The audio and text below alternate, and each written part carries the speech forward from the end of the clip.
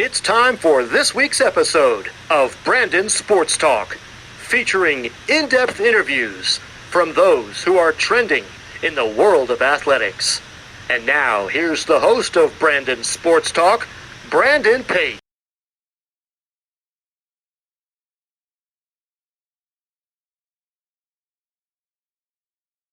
Welcome back to Brandon Sports Talk. In today's episode, I have the privilege of interviewing the UCCS Colorado Springs head women's basketball coach, Coach Misty Wilson. How are you doing today? I'm doing great. Another great day in paradise. Can you talk about how you knew that you want to get started in coaching in college women's basketball? Yeah, well, actually, that wasn't the goal initially. I had kind of a weird start to my career. I was going to school and did my student teaching at a 5th or 6th grade PE class, and I actually really liked that. But at the year I finished playing, my assistant coach said, "Hey, I need an assistant," and I was actually already married at the time, pretty settled, so probably a little mature for a 21-year-old, 22-year-old, however old I was. And so he offered me the assistant position, and once I got in, I fell in love with the profession and the opportunity to mentor young women and coach them in the game that obviously I love. What was that experience like, getting to play collegiate basketball and getting to put on a uniform for them? It's pretty special. I have 3 daughters, and one of them actually plays on the team for me at UCCS. And, I've told them their whole life how special it is to be a part of a team and to be a part of something that's bigger than yourself. And it's just so special. And, because of my upbringing, my family, there were 5 kids, in our family, and we couldn't afford like AAU. It was just kind of kicking off when I was in high school. And so I just was so grateful every time I had the chance to step on the floor and play and compete. I just loved to compete, and was really thankful for that opportunity every time. So it was pretty special. During your playing time, what were some of your biggest accomplishments as a player? Oh, man. I'm really bad about answering questions about myself, but I actually didn't play a whole lot my freshman year, pretty typical freshman year probably. But then my sophomore, junior, and senior year is when my career really took off. I think by the end of it, I ended up in the top 10 in scoring. Probably the stat I'm most proud about, though, is I think I'm still second in all-time steals at Tarleton where I played. So that's probably the stat I'm most proud of, just because I love defense and love playing defense. And then I had 13 steals in a game. I think that's maybe second as well. First in the NC2A era, but second overall. So those are a few of the deals, but honestly, I couldn't tell you all the accomplishments. But probably one of the biggest accomplishments is we weren't very good my first 3 years, and then my senior year, we finally made it to the conference tournament, which sounds crazy to me now, being in this. That sounds like the bar is really low, but that's what it was. I mean, we weren't too far removed from the transition from NAIA when I started playing, so us getting into the Lone Star Conference tournament was a big deal, and we actually got to host a game that year. So that's probably one of the biggest accomplishments I think that I remember, is that team moment. How was that feeling like, getting inducted into the Hall of Fame at Tarleton? It was pretty special. I mean, few people, have a career, especially these days with the portal and you're moving spots. You don't really get to put a stamp on your career over the course of 4 years. And so for me to be able to do that and really play with some pretty remarkable people and meet some really remarkable young women along the way, it was really special. And, just being in the Hall of Fame is something that, that's never going to go away. It's going to be there through the rest of, the athletic history there. So that's pretty special. And to be able to leave that mark, especially from being a walk-on to being a Hall of Fame member, is pretty special. During that time, what was that transition like, going from being a player to getting onto the coaching staff and being assistant coach at your alma mater? That's a tough one to navigate. You have to have a profound respect for that boundary, because you've played with these people, you've lived with these people, and now you're in a different role where you've got to keep some things confidential, and you've really got to change your perspective and how you communicate with these young women. So that was a tough transition. Probably one I'm sure I made some mistakes on, during my the course of that season, but still pretty cool, because there's probably, I think, two young women that I coached with, played with and coached. And, we're still friends to this day, and,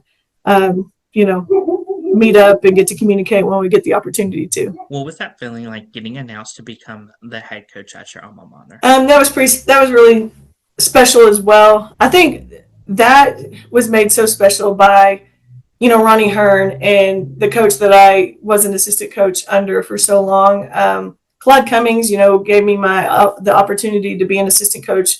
And then when Coach Hearn came in, he kept me on.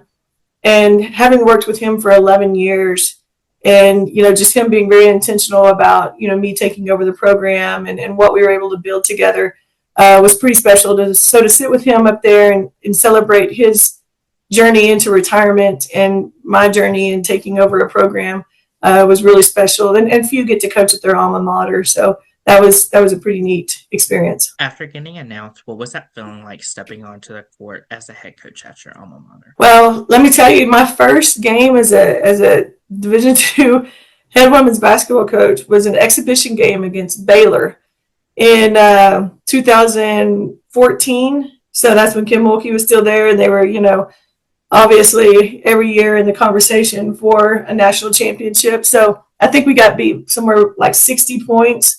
And I remember, Kim Mulkey asking me, she said, are you sure you want to do this? And I said, well, not today. I'm pretty sure I don't want to do this. But so my first game was against Kim Mulkey. And then my first actually Division II game was against, I believe, Southern Arkansas. And we won in overtime by 1 point.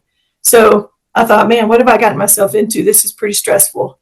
So during that time, what were some of your biggest accomplishments as a head coach? So I think in my first season, that was the most, I think we won 17 games, and that was the most wins by a head coach in their first season at Tarleton.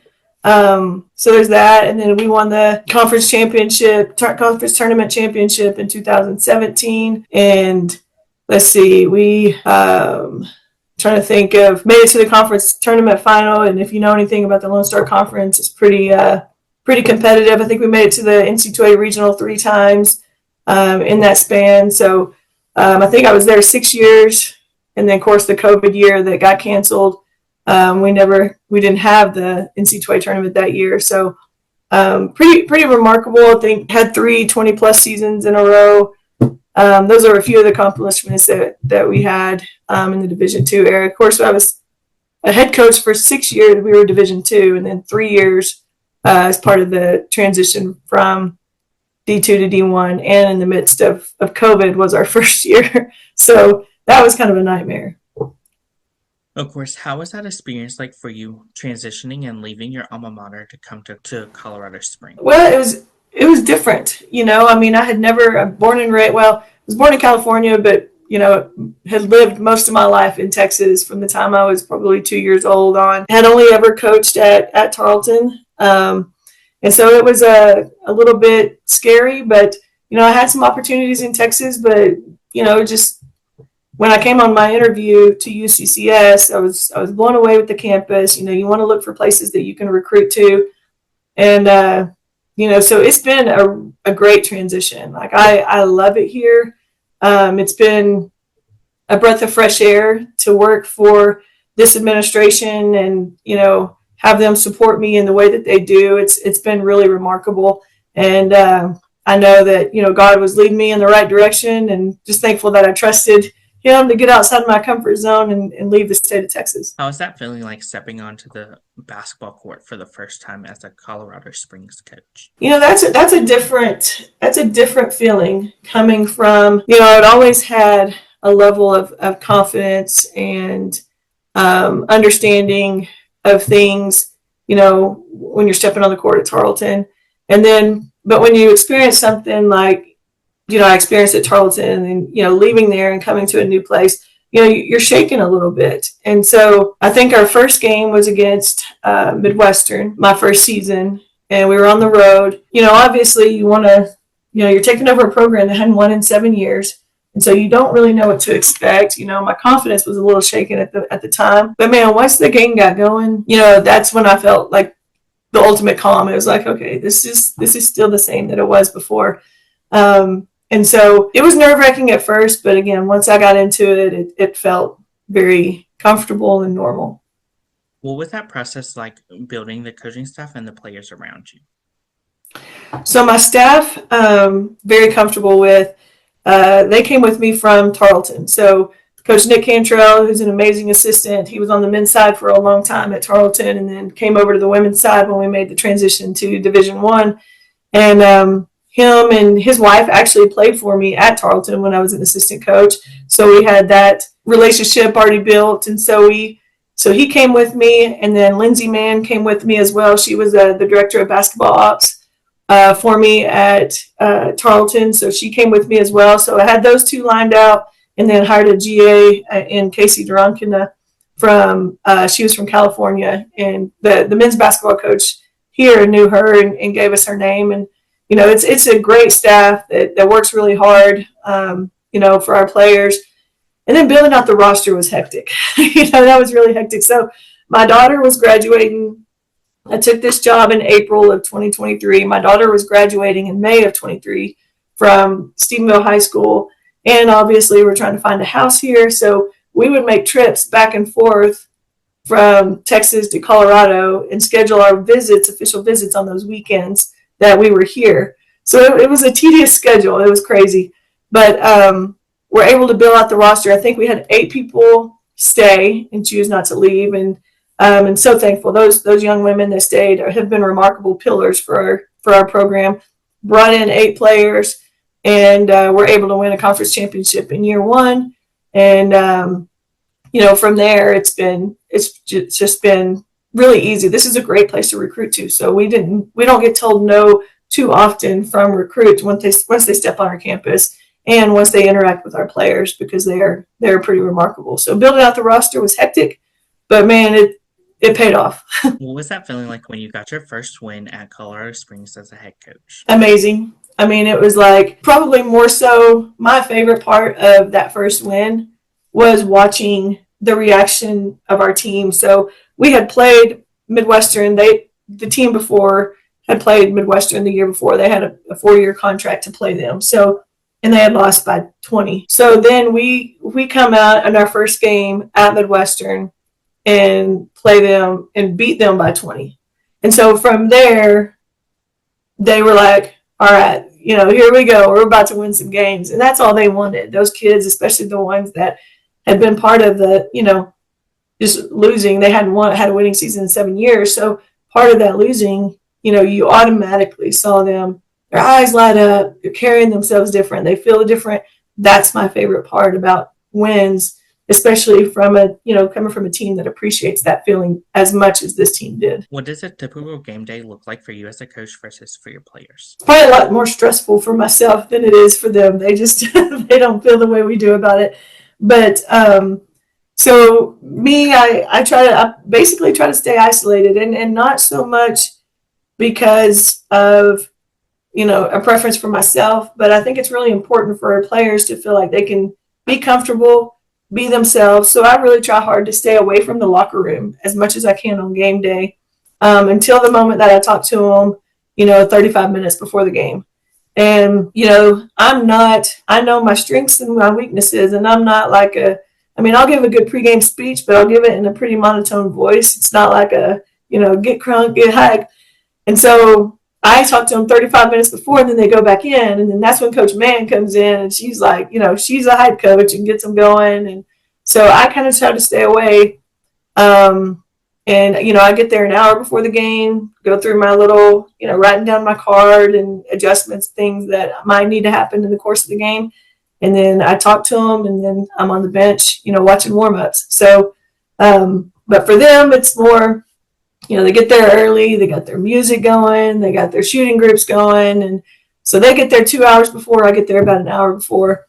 And, but they have a lot more to prepare for. They have to change clothes and, get treatment, get some shots up, and then start their warm-up about 45 minutes before. So theirs is more physical, mine's more mental. Can you talk about, of course, the culture that you started to build for the UCC Colorado Springs women's basketball program?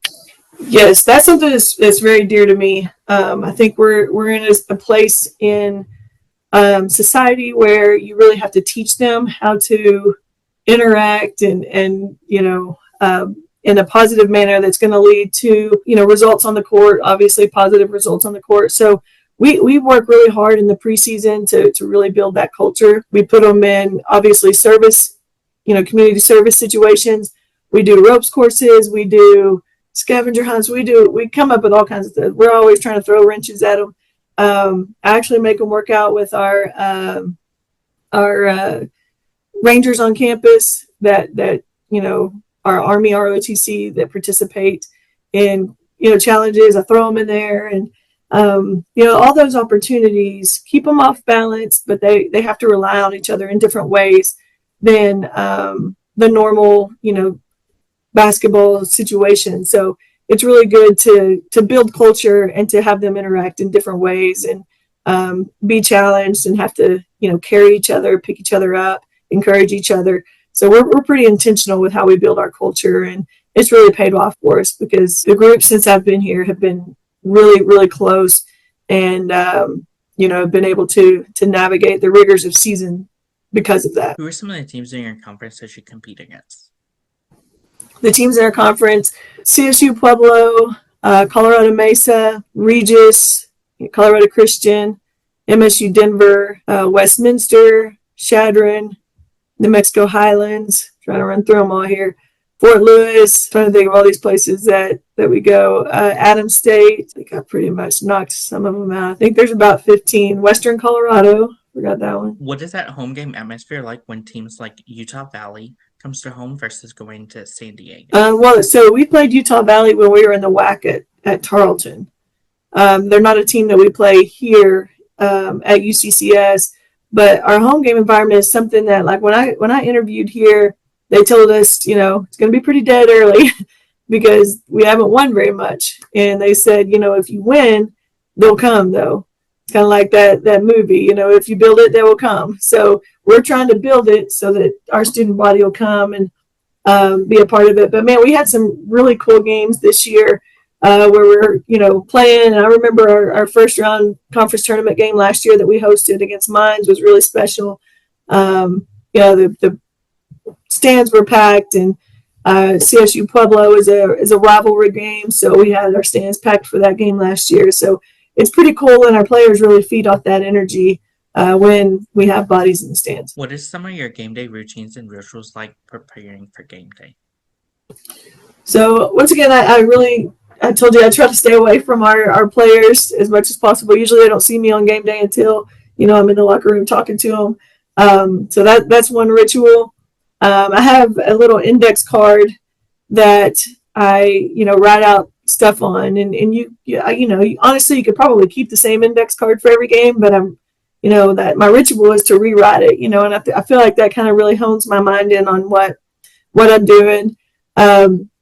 Sometimes if I feel a little bit overwhelmed by whatever we're walking into, I actually try to read, and nothing in particular, but reading. I'm a big reader, and reading kind of just calms me a little bit. I can't read too long; I might get tired, but I read for a little bit, and that kind of slows my mind down a little bit, so I can really focus on what I need to focus on.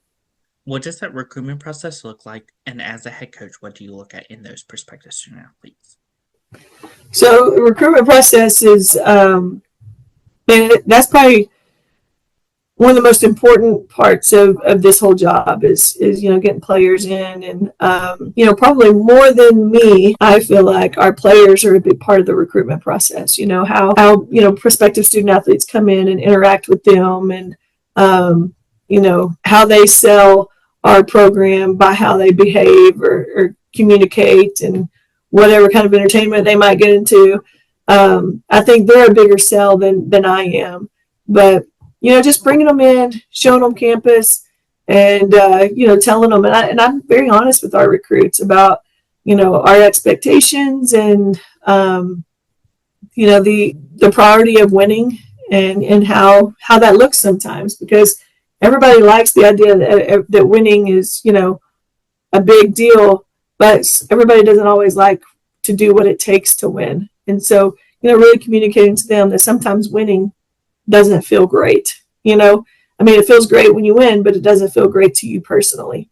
Sometimes if you're not getting the playing time or if you didn't have a great game or whatever else. So, I try to be very honest with them about, our expectations for our program. And I think, being authentic and genuine and transparent, has really paid off for us.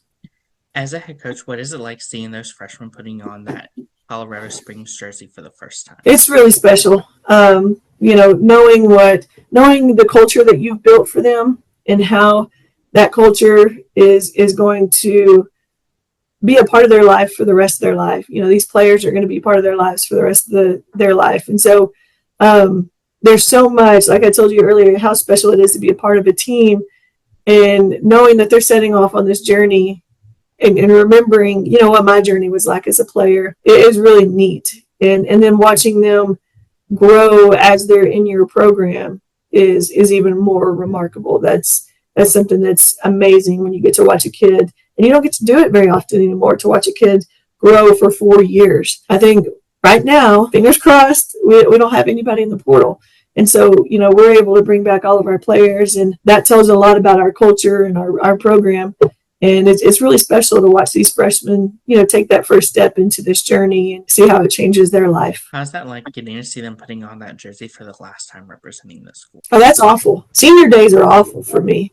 Today, this past season, man, I had a really hard time. You're losing players like, Mason and Emily, who helped, Christina, who helped really set the foundation for our program here at UCCS. Those 3 chose to come here, without knowing anything. Mason chose to stay. Emily and Christina chose to come here without knowing anything about me or our program and join a program. And we're telling them, hey, we're going to win, even though they've lost for 7 years. So watching those seniors, and then, Snow that came in for 1 year, it didn't feel like she was here for a year. Like I felt like, I'd known her my whole life, and, being able to coach a player like her was really special. So senior days are hard. They're hard because, their time here is over, and they're emotional about that, and they're sad about that. But at the same time, having navigated all this before myself, I know they're going to be fine on the other side of it. But in that moment, it doesn't feel fine to them. So those are really hard emotional moments. And they're emotional for our staff as well. As a coach, what is it like seeing your players going on and playing in the WNBA or playing overseas?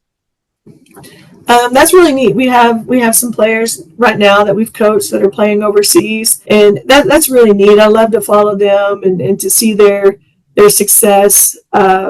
Obviously, you feel like you played a small part in that, but it's also neat to see them that doesn't happen often. For players to do that, and so it's really something special to see them pursue those dreams and realize those dreams, and get to hold on to the game of basketball a little bit longer. What have been some of the things you've been able to accomplish so far, and what are some of your future plans for the program moving forward? First 2 years here, last year we won a regular season conference championship. It was like a 4-way tie at the top of our conference. So that was pretty special, that turnaround in a year. This year, man, it's scheduled a much tougher schedule because as great a season as we had last year, we didn't get into the NC2A tournament. And I feel like if we don't get into the NC2A tournament, I don't feel like the season is a success. And so this year, scheduled a much tougher schedule to hopefully get us into that tournament. We had some bumps along the way, but we're able to put it together at the right time, made a run, won our conference tournament championship. So you got the automatic bid to the NC2A tournament, went in and had some really good opportunities to win that game. In the first round, we were a 7 seed playing the 2 seed and lost by 3. But, I think those are, in the 2 years that I've, been here, those are the biggest accomplishments so far is, getting this program back on the national level and in the national spotlight. And I think we're going to continue to build on that. Some of my goals moving forward is, and I think something that was revealed to us this year is being able to, get into that NC2A regional and win a couple games and hopefully even possibly, win that regional tournament. And probably the epitome of that would be hosting, a regional tournament here. What advice would you give those freshmen entering their first year of college basketball? That it's going to be way harder than you can possibly imagine. Every freshman year recruiting had a very big, probably, and vital role on their high school team. And, when you move into college, you might not have as big of a role, especially in your first couple years. And so being able to navigate that and how that feels and how that's perceived outside, by their parents, by their coaches, by friends, is very hard. So the advice that I'd give them is, this is going to be a lot harder, not just physically, but emotionally. You're going to be challenged in ways that you haven't been challenged. You're going to have to deal with adversity well, to be, a positive person on this team. And so that's the advice that I give them is prepare yourself for it to be harder, not just physically, but in every way. What advice would you give those players that have aspirations of playing in the WNBA or playing overseas? Man, just continue to pursue it. You never know. I think it's really hard for a Division II player, to make it to the WNBA just with as few teams. But as the WNBA continues to grow, I think you could see that change a little bit. There's some very high level D2 players. You've seen it on the men's side where, you've seen players that are playing either mid-major or high level Division II, which is really kind of all the same. Then they go their last year. I think of somebody like Dalton Connect, who was at Colorado for a while and Colorado State for a while, and then ended up, going to Tennessee and making a great impact on the NCAA tournament last year. And, you're starting to see the gap between levels shrink. And so as that happens, I think you're going to see more players get into the WNBA, but, from the Division II level. But, man, just tell them to keep working. You never know what'll happen. If that's a dream of yours, then, we're going to do everything we can to put you in position to attain that dream.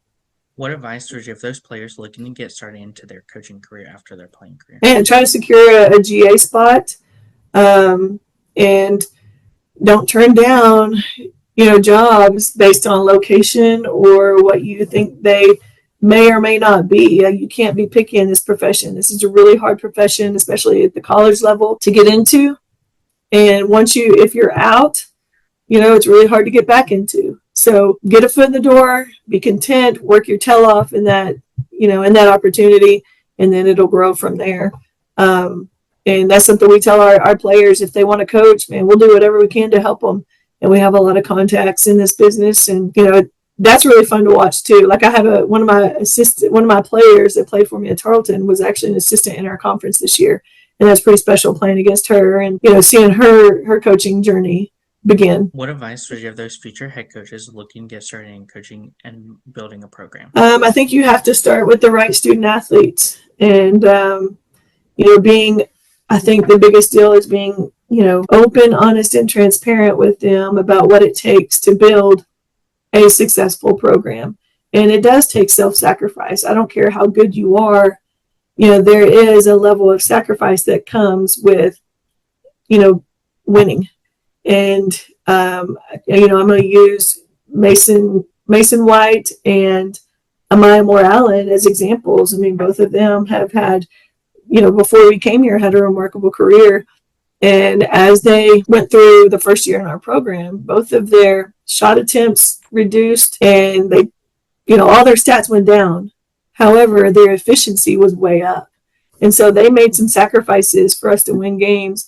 And I think both of them would tell you in a heartbeat it was well worth it, So I think choosing the right players that are willing to make those sacrifices for the better of the team is where you start with building a successful program. That's great advice. Where can my listeners find you at on social media along with the program at?